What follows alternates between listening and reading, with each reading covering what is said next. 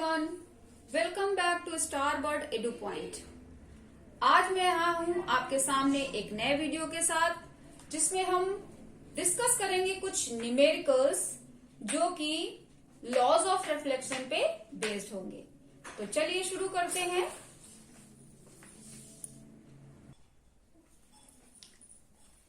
तो आपके लिए पहला क्वेश्चन है, if the angle of incidence is 50 degree then find the value of angle of reflection.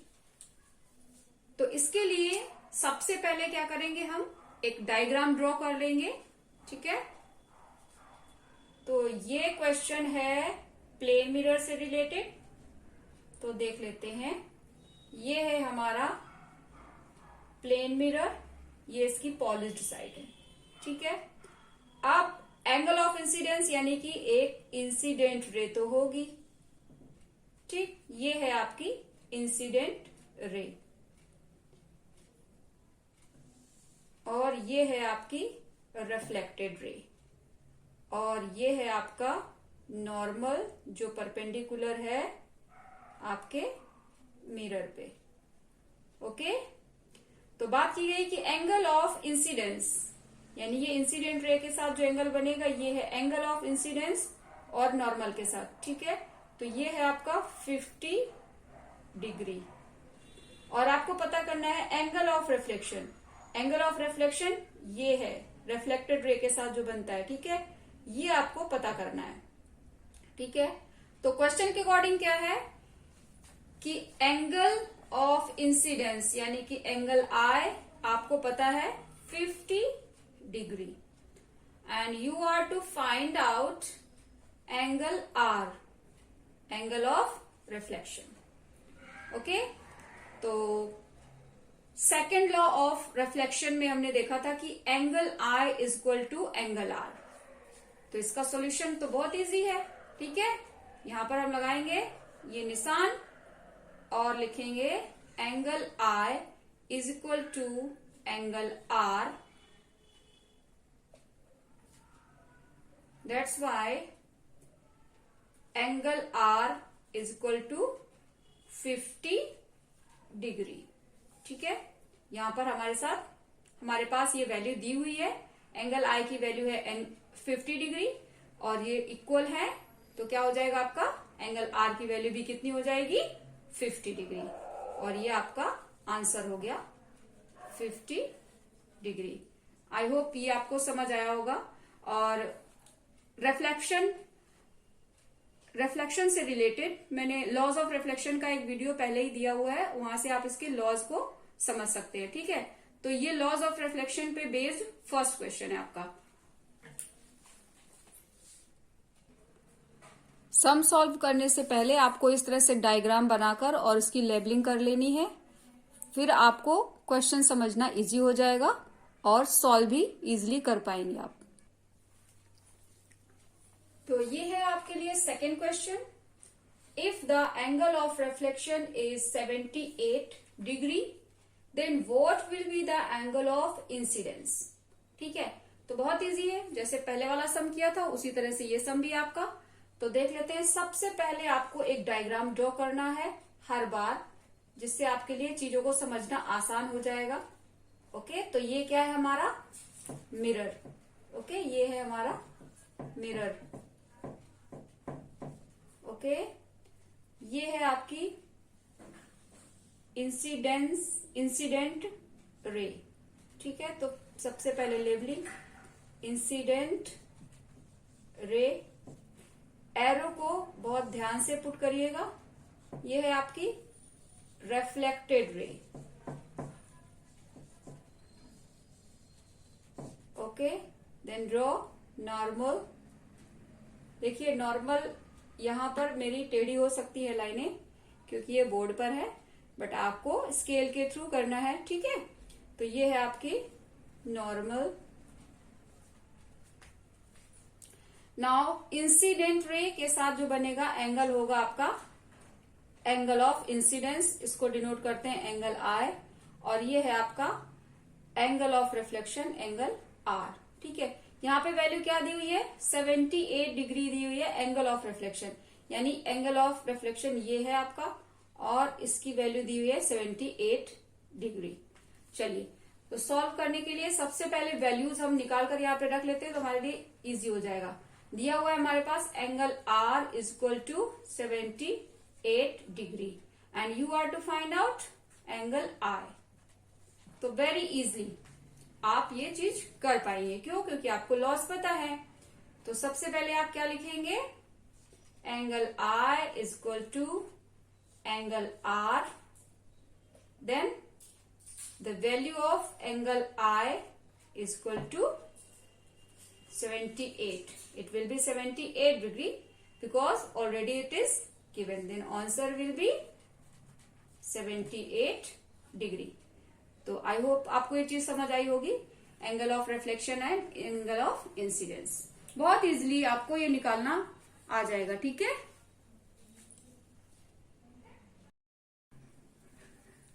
Yes.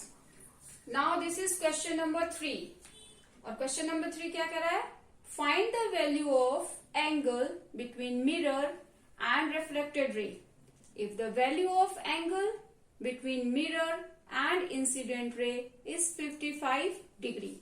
ठीक है, तो यहां पर आपको फाइंड क्या करना है, क्या पता लगाना है? आपको वैल्यू पता लगानी है एंगल जो आपका मिरर और रिफ्लेक्टेड रे के बीच में बनेगा। ठीक है, तो सबसे पहले डायग्राम ड्रॉ करेंगे और सारी चीजें उससे क्लियर हो जाएंगी। ठीक है, तो डायग्राम ड्रॉ कर लेते हैं।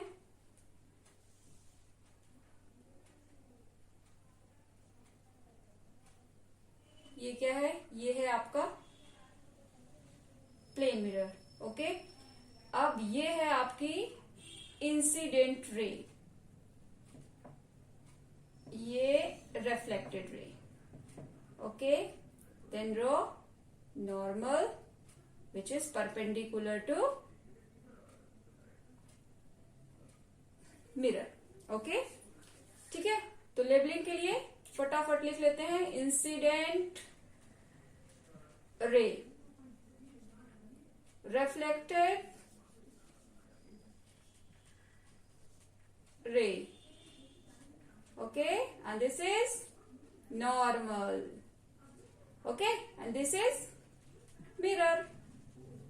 चलिए आगे का देख लेते हैं। ठीक है, इंसिडेंट रे के साथ ये हमारा angle I, angle of, sorry थोड़ा सा रॉन्ग हो गया, यस, एंगल आई क्या है? एंगल ऑफ इंसिडेंस, और ये है आपका एंगल आर,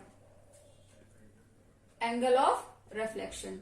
ओके, चलिए अब आपको पता क्या लगाना है? एक्चुअली इन्होंने दिया क्या है? If the value of angle between mirror and incident ray is 55, तो मिरर तो भाई हमारा ये है और इंसिडेंट रे ये है, यानी कि ये बात कर रहे हैं इस एंगल की। ये एंगल हमारा कितना है? ये एंगल है हमारा 55 डिग्री। ओके, और पता क्या लगाना है? Value of angle between mirror and reflected रे, सेम, यानी कि मिरर और रिफ्लेक्टेड रे के बीच में इधर ये पता लगाना है, और इसके अपोजिट वाला इन्होंने आपको बता दिया है। ठीक है, पता लगाना है हमें ये वाला। ठीक, तो बहुत इजी है। क्यों? क्योंकि हमें पता है कि ये जो नॉर्मल है ये इस पे परपेंडिकुलर है। किस पे? मिरर पे।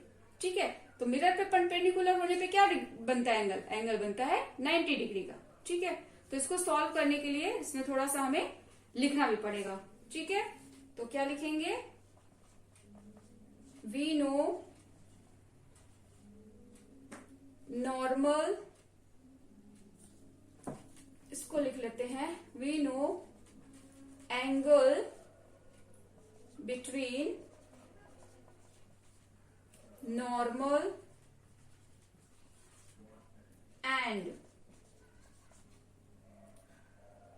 Mirror is 90 degree. ओके, तो जब 90 डिग्री आपको पता है ये है, ठीक, और ये हमारा इसका ये 90, अगर इस नॉर्मल के साथ ये मिरर यहां पे 90 डिग्री बना रहा है, तो ये इस वाले के साथ इस साइड भी नॉर्मल 90 डिग्री बनाएगा मिरर के साथ। ठीक है, यानी कि इस साइड अगर हम यहां से यहां जाते हैं तो ये भी हमारा कितना होगा? 90 डिग्री। अब ये अगर ये बराबर है तो 55 जब हम माइनस करेंगे तो जो वैल्यू हमारी आई की आएगी वही वैल्यू इसकी होगी। तो जाहिर सी बात है कि ये वैल्यू भी सेम होगी क्योंकि ये एंगल हमारा सेम ही है। ठीक है, तो इसको आप दो तरीके से भी कर सकते हो। ठीक है, इसमें आप ये करोगे कि सबसे पहले फाइंड कर लो एंगल आई। ठीक है, तो एंगल आई हम कैसे पता करेंगे इसमें? यस, ये 90 डिग्री हो गया। Then angle I is equal to 90 degree minus 55 degree. ठीक है, तो हमारी वैल्यू कितनी आ जाएगी? ये आ जाएगी 35 डिग्री। ठीक है, अब angle I is equal to angle R है, तो एंगल आर की वैल्यू कितनी हो गई? ये हो गई हमारी 35 डिग्री। ठीक, जब ये 35 डिग्री है तो 90 में से जो बचा हुआ होगा वो हमारा ये एंगल हो जाएगा। इसलिए ये वाला एंगल जो है, angle between mirror and reflected ray is equal to 90 degree minus angle R. ठीक है, और एंगल आर कितना है हमारा? 90 डिग्री माइनस 35 डिग्री। तो क्या पता लगा? ये हमारा आ गया 55 degree.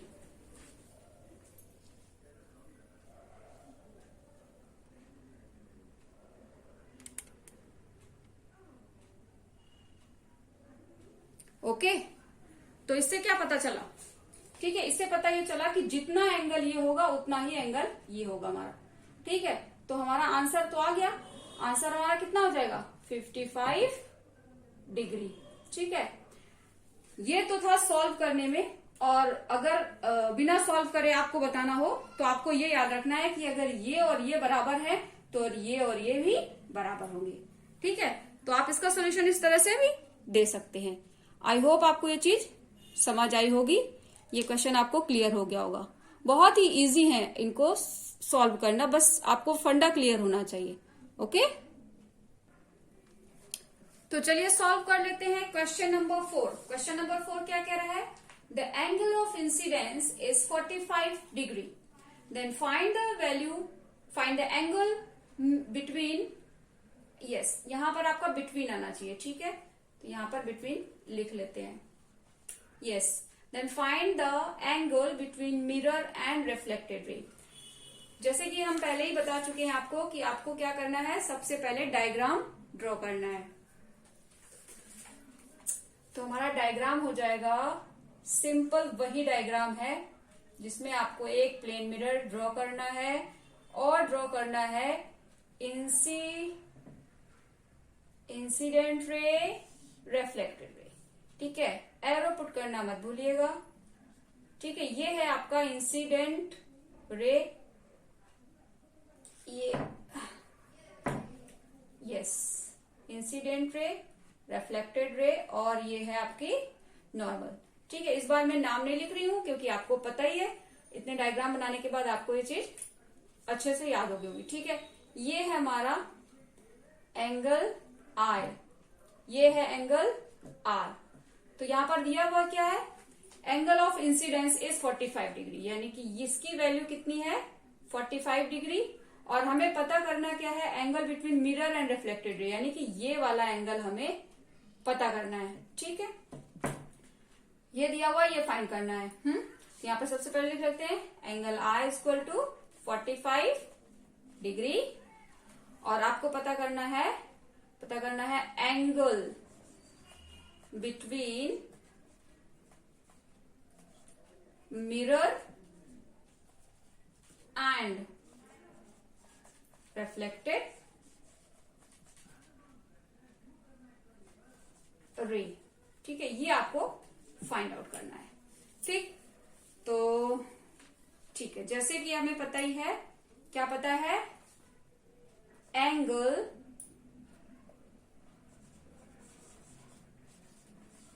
Between mirror and normal is equal to 90 degree. ठीक है, यानी कि ये एंगल, ये नॉर्मल है और ये है मिरर, यानी कि ये वाला एंगल कितना है, ये हमारा है 90 डिग्री। और हमें पता क्या है, एंगल आई हमें पता है और हमें पता लगाना है ये, यानी कि अगर हमने इसकी वैल्यू पता लगा ली तो ये इसके सेम बराबर होगा। ठीक है, तो करना क्या है, इसकी वैल्यू हमें पता लगानी है, ये हमारा पूरा है 90 और पता लगानी है सिर्फ इतनी। ठीक, तो इसकी पता लगाने के लिए हम करेंगे क्या, एंगल नहीं 90 degree, 1 minute, yes 90 degree minus this is 90 degree minus 45 degree. Okay, then आपका क्या हो जाएगा, ये आ जाएगी एंगल आई की वैल्यू, नहीं एंगल इस एंगल की वैल्यू आएगी कितनी, 45 डिग्री आ जाएगी। 90 में से जो आप माइनस करोगे 45 तो कितना आएगा, 45 डिग्री। यानी इस एंगल की जो वैल्यू है, यानी कि एंगल बिटवीन मिरर एंड इस एंगल की वैल्यू, तो angle between mirror and incident रे की वैल्यू क्या है, 90 डिग्री।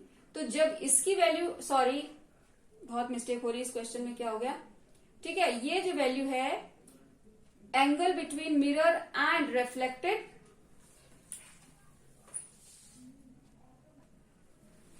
चलिए कंफ्यूजन क्लियर करने के लिए क्या करते हैं, इस एंगल को हम दे देते हैं नाम एंगल ए, स्मॉल ए। ठीक है, तो हमें फाइंड करना है एंगल ए यहां पर। ठीक है, तो एंगल ए फाइंड करने के लिए हमने क्या किया, इस टोटल की वैल्यू है 90 डिग्री और ये हमारे पास 45 डिग्री है। इस 90 में से 45 डिग्री को हमने लेस कर दिया, माइनस कर दिया, तो जो हमारी वैल्यू आई एंगल ए की वो क्या आई, 45 डिग्री। ठीक है, और अगर एंगल ए हमारा 45 डिग्री है तो ये वाला एंगल, यानी कि angle between mirror and reflected रे भी कितना हो जाएगा, 45 डिग्री। क्योंकि जो पीछे हमने पढ़ा हुआ है कि ये हमारा टोटल 90 का है और ये टोटल 90 का है, और एंगल आई और एंगल आर बराबर है। ठीक है, तो इसके अकॉर्डिंग भी क्या हो जाता है हमारा, ये हमारा कितना आ जाएगा आंसर, 45 डिग्री। आप चाहें तो इस एंगल को भी नाम दे सकते हैं। ठीक है, जैसे कि इस एंगल को हम नाम दे दें एंगल बी। ठीक है, एंगल ए, एंगल बी। तो जिस तरह से angle I is equal to angle R है, उसी तरह से ये angle A is equal to angle B होगा। ठीक है, हमने यहाँ पे फाइंड की है वैल्यू एंगल ए की, तो अगर इस तरह से देखा जाए तो angle A is equal to angle B, तो एंगल ए की वैल्यू हमारी कितनी है, 45 डिग्री, तो एंगल बी भी हमारा कितना हो जाएगा, 45 डिग्री।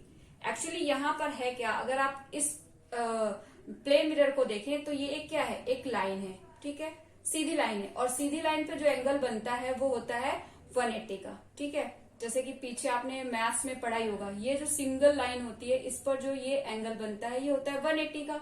ठीक है, 180 डिग्री का होता है। इस पर जो ये परपेंडिकुलर होता है ये इसको डिवाइड कर देता है 2 पार्ट्स में, तो ये हाफ हो गया 90, हाफ हो गया 90। ठीक है, अब वही चीज है यहाँ पे, जो ये आपकी नॉर्मल है ये परपेंडिकुलर है। ठीक है, इसने क्या किया, इसको हाफ में डिवाइड कर दिया, ये टोटल हमारा कितना है, 90 डिग्री। अब 90 डिग्री में से आपको 45 डिग्री बता दिया गया है कि ये एंगल आर जो है 45 डिग्री है, तो बाकी बचा हुआ तो आप पता कर ही लोगे। ठीक है, अब जिस तरह से ये हाफ 90 है उसी तरह से ये हाफ भी 90 है। एंगल आई हमारा है एंगल आर के बराबर, तो 45 डिग्री ये भी होगा। जब हमें ये एंगल आर पता है तो ये हमारा पता लग ही जाएगा, क्यों, क्योंकि ये 90 का हाफ पार्ट हो गया, 90 का ही ये पार्ट है, और 90 का जब हाफ करते हैं तो वैसे ही 45 आता है। और वैसे भी अगर ये वैल्यू कुछ भी हो, मान लीजिए यहाँ पर 30 डिग्री लिखी हो तो ये आपका 60 हो जाएगा। इसी तरह से यहाँ पे अगर ये 70 डिग्री है तो ये 20 डिग्री हो जाएगा। ठीक है, उससे कोई फर्क नहीं पड़ता। तो ये आपको ये याद रखना है कि जो लाइन पे बनता है वो आपका 180 और इसको डिवाइड किया तो 90 हो गया। ठीक, और 90 के ये पार्ट्स हैं, इस तरह से आप इनकी वैल्यू फाइंड आउट कर सकते हैं। तो आई होप आपको ये क्वेश्चन समझ आ गया होगा। ठीक है, अब देख लेते हैं नेक्स्ट क्वेश्चन, क्वेश्चन नंबर 5। तो देख लेते हैं, ये क्वेश्चन नंबर 5 है, और क्या कह रहा है question number 5, if the angle between mirror and incident ray is 60 degree, what will be the angle of reflection? तो डायग्राम ड्रॉ करते हैं, सारी चीजें फटाफट क्लियर होती जाएंगी। ठीक, और ये है, ये देखिए बोर्ड पर बहुत दिक्कत होती है। ठीक है, ये है हमारी इंसिडेंट रे, ये रिफ्लेक्टेड रे। ओके, अब परपेंडिकुलर,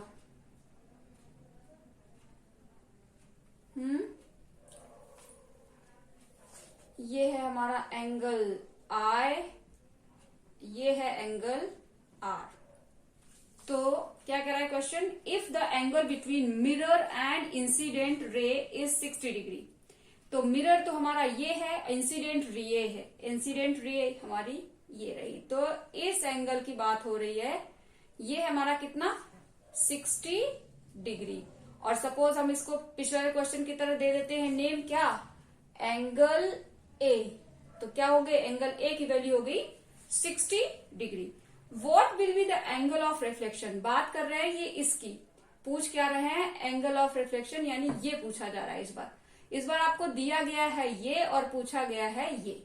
ठीक है, तो भाई जैसे हमें पता है कि नॉर्मल और मिरर के बीच में 90 डिग्री बनता है। ठीक, और ये एंगल दिया है, तो सबसे पहले हम क्या करेंगे? एंगल आई को फाइंड आउट कर लेंगे। और सेकेंड लॉ ऑफ रिफ्लेक्शन की जो बात है उसमें कहता है कि angle I equal to angle R. तो बस एंगल आई की वैल्यू जैसे आपको मिल जाएगी, वही वैल्यू आपकी एंगल आर की होगी। ठीक है, तो हमें पता क्या करना है? यस, इन्होंने दिया है हमारे को एंगल ए। ठीक है, हमने इसको कंसीडर कर लिया है कि angle between incident ray and mirror क्या है? Angle A. तो एंगल ए की वैल्यू दी हुई है 60 डिग्री। और पता क्या करनी है? एंगल आई पता करनी है, एंगल आर पता करनी है। एंगल आर पता करनी है। ठीक, तो यहां पर सबसे पहले हम करेंगे क्या? यस, एंगल बिटवीन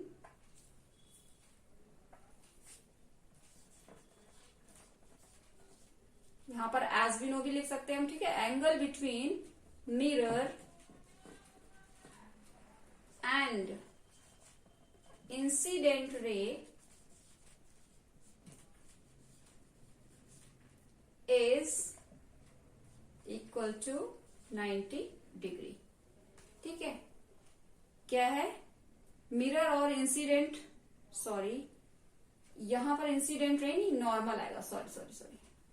ठीक है, ये आएगा आपका नॉर्मल। यस, ये है नॉर्मल और ये है मिरर। तो ये वाला एंगल क्या है हमारा? ये 90 डिग्री है, ये हमें पता है। ठीक, क्यों? क्योंकि नॉर्मल हमारी मिरर पे परपेंडिकुलर है, तो जो आपका एंगल बनेगा वो 90 डिग्री होगा। ठीक, अब आगे क्या है कि एंगल आर पता करना है। जब हमें पूरा पता है और एंगल ए दिया हुआ है, तो करेंगे क्या? भी एंगल ए को 90 में से लेस कर देंगे। देन क्या लिखेंगे हम? Angle I is equal to 90 degree minus 60 degree. Value आपकी कितनी आ गई? 30 डिग्री। यानी एंगल आई की वैल्यू कितनी हो गई? 30 डिग्री। और सेकेंड लॉ ऑफ रिफ्लेक्शन की अकॉर्डिंग हमारा क्या होता है? Angle I is equal to angle R. ठीक है, ये हमारा क्या है? सेकेंड लॉ है, लॉ ऑफ रिफ्लेक्शन है। ठीक है, तो इससे हमारा क्या हो जाता है? Angle I equal to angle R. अब हमें एंगल आई की वैल्यू पता है, तो एंगल आर की तो अपने आप पता होगी। कैसे? Angle R is equal to हमारी 30 डिग्री। क्यों? क्योंकि एंगल आई हमारा 30 पहले ही हमने निकाल लिया। तो ये हो गया इसका आंसर। और ये 5 क्वेश्चंस थे मेरी तरफ से, जो बेस्ड थे आपके लॉज ऑफ रिफ्लेक्शन पे। आई होप ये आपको सारे क्वेश्चंस क्लियर हो गए होंगे। ठीक है, तो इस पे बेस्ड जितने भी क्वेश्चंस बन सकते थे वो मैंने बनाए हैं। ठीक है, और आप इनको प्रैक्टिस कर लीजिए। इस पे जो भी क्वेश्चंस आएंगे वो आप इजिली सॉल्व कर पाएंगे। ठीक है, आई होप आपको ये वीडियो पसंद आया होगा। इस तरह की और वीडियोस के लिए और इसी तरह के न्यूमेरिकल्स के लिए आप हमारे चैनल को सब्सक्राइब करना ना भूलें।